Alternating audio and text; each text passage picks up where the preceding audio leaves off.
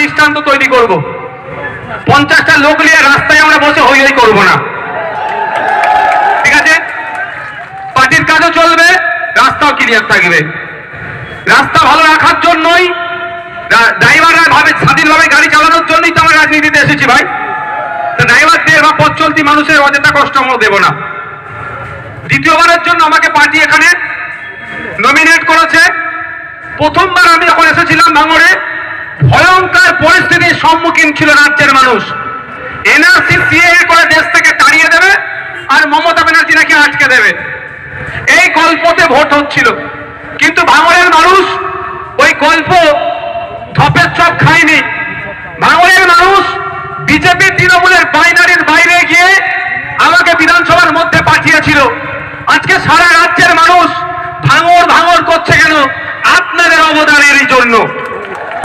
আমি বিধানসভার মধ্যে গিয়ে ভাঙড়ের শিক্ষা, স্বাস্থ্য, কর্মসংস্থান, এদিকে কোল্ড স্টোর, লাইব্রেরি, রাস্তাঘাট, লাইট, ক্যামেরা থেকে শুরু করে আপনার লেদার কমপ্লেক্সের যে দুরবস্থা, এখানে নতুন কর্মসংস্থান তৈরি করা, স্কুলের পরিমাণ কম, স্কুল নতুন তৈরি করা, নতুন কলেজ তৈরি করা, শুধুমাত্র নয়, ভাঙড়কে সবসময় বোমগুলিতে দেখানো হয়, কিন্তু ভাঙড়ের ছেলেরাও জাতীয় স্তরে, আন্তর্জাতিক স্তরে গিয়ে মেডেল নিয়ে এসেছে, বাংলার নাম তথা দেশের নাম উজ্জ্বল করেছে। ভাঙড়ে অনেক মেধা আছে, এই মেধাগুলো শর্ট লেগে গিয়ে প্র্যাকটিস করতে পারে না, অর্থের অভাবে ওখানে গিয়ে থাকতে পারে না, বাস ভাড়া করে গিয়ে প্র্যাকটিস করবে। প্র্যাকটিসের সব থেকে ভালো জায়গা নয়। সেই জন্য আমি বিধানসভার মধ্যে তখনকার বছর অপদার্থ খেলমন্ত্রী ছিলেন অরূপ বিশ্বাস মহাশয়কে বলেছিলাম, ভাঙড়ে একটা উন্নত মানের স্পোর্টস কমপ্লেক্সও দিতে হবে। তো আজকে যারা দেখছেন এখানে এই পোস্টাল লাইট, রাস্তাঘাট, ভাঙড়ে একটা যদি ইট গাঁথা উন্নয়নের জন্য, এটা মনে রাখবেন ভাঙড়ের মানুষের জন্য উন্নয়নটা হচ্ছে। আর ভাঙড়ের মানুষ খাম চিহ্নকে 2021 সালে ভোট দিয়ে বিধানসভায় পাঠিয়েছিল বলে 2011 থেকে 2021 এই 10 বছরে যতটা না কাজ হয়েছে, সরকারের বিপক্ষে গিয়ে এই 5 বছর তার থেকে বেশি কাজ আদায় করে নিয়েছে। এটা আপনাদের জন্য হয়েছে। আর একটা কথা, রাজ্যের মানুষের জন্য হয়েছে। আজকে রাজ্যের মানুষের চোখ খুলেছে। আজকে এসআইআর নিয়ে যে হম্বিতম্বি করেছিলেন মাননীয়া, আমি আজ থেকে 2 মাস আগে বলেছিলাম ভোট ধরা কলের নামে এবারে কিন্তু এফআইআর। 2021 সালে ভোট ধরা কলটা ছিল এনআরসি সিএএ, এবার ভোট ধরা কলটার নাম করেছে বিজেপি তৃণমূল তথা বিজেপির বলে এসআইআর। বলেছিলেন মাননীয়া যে আমার লাশের প্রতি এসআইআর হবে, আজকে মাননীয়া কোথায়? দেখুন ভোট প্রচারে ব্যস্ত, কিন্তু নওশাদ সিদ্দিকীর মামলা নম্বর দেখুন 68,938/2025 সুপ্রিম কোর্টে গতকালকে আমার মামলার জন্যই এখনো পর্যন্ত বলতে পারছি যে বৈধ ভোটারদেরকে বাদ দেওয়ার সাহসটা নাই। এই নওশাদ সিদ্দিকীর করা মামলা। আর মামলা লড়তে গিয়েছেন কে? যাদবপুরে কন্টেস্ট করছেন বামেদের সিপিআইএম এর প্রার্থী শ্রদ্ধেয় সম্মানীয় বিকাশ রঞ্জন ভট্টাচার্য স্যার। মাথায় রাখবেন, একটু মাথায় রাখবেন, কারা লড়াই করছে আপনাদের জন্য আর কারা নকল যুদ্ধ দেখাচ্ছে।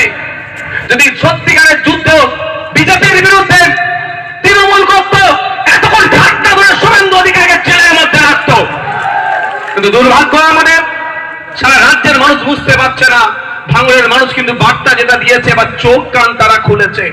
যেখানেই যাচ্ছি ভাইজান, এবার আপনার মতো পাস করিয়ে বিধানসভায় পাঠাবো। তাই আপনাদের বলবো, আজকে 2026, 2021-এ যে ভয়ঙ্কর পরিস্থিতি ছিল, তার বাইরে গিয়ে আপনারা আমাকে পাঠিয়েছিলেন 26,151টা লিড দিয়ে খাম চিহ্নকে। তখন কিন্তু দেশ থেকে তাড়িয়ে দেবে এই গল্প ছিল, এনআরসি সিএএ করে বিজেপি চলে আসবে এই গল্প ছিল, তাই না ভাই?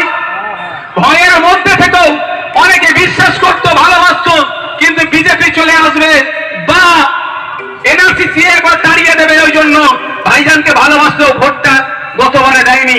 তাই আমার বিশ্বাস, ভাঙড়ের মানুষের প্রতি আস্থা, ভাঙড়ের মানুষ যে অল্টারনেটিভ রাস্তা দেখিয়েছে সেটাকে কুর্নিশ জানিয়ে আমি আপনাদের কাছে আশা করছি আগামী 29 এপ্রিল খাম চিহ্নে এত ভোট পড়বে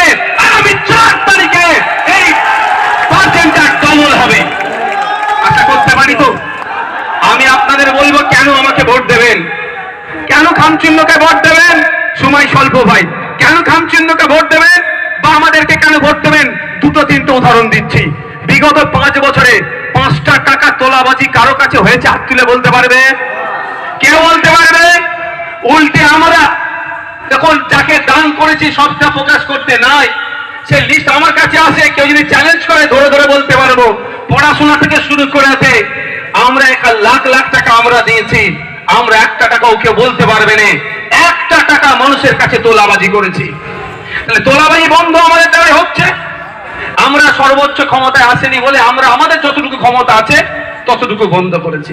কেন আপনি ওই নটোরিয়াস ক্রিমিনালকে ভোট দেবেন না? ও যদি দায়িত্ব পেয়ে যায় পাবে না, তারপরেও বোঝাচ্ছি আমি কি হবে, তোলা উঠবে, প্রত্যেকটা দোকান থেকে মাসোহারা দিতে হবে। আপনার আমার ব্যবসার জায়গা, এই যে আজকে আমাদের নির্বাচনী সভা আছে, খুব বেশি হলে আমরা দোকানদারের সামনে গিয়ে হাত পাততে পারি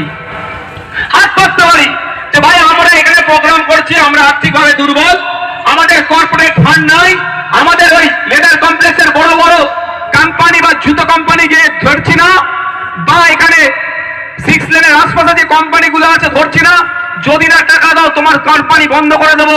ওই তোলাবাজি আমরা করতে পারি না আর পারবো না, কিন্তু আমরা হাত পাততে পারি। ভাই আমরা এই প্রোগ্রাম করছি, পার্টির খরচ কিছু দেবেন? সে খুশি হয়ে 500 টাকা দিতে পারে আর খুশি হয়ে 5টা টাকাও দিতে পারে, আমরা খুশি মনে ফিরে আসবো। এই সমাজ ব্যবস্থা আনতে চাইছি, কিন্তু আমাদের পরিবর্তে তৃণমূল কংগ্রেস দেখবেন বিল কেটে দোকানে পাঠিয়ে দিল, যদি না দেয় টাকা তাহলে কি হবে, দোকানে ঝাঁপ বন্ধ করে দেবে।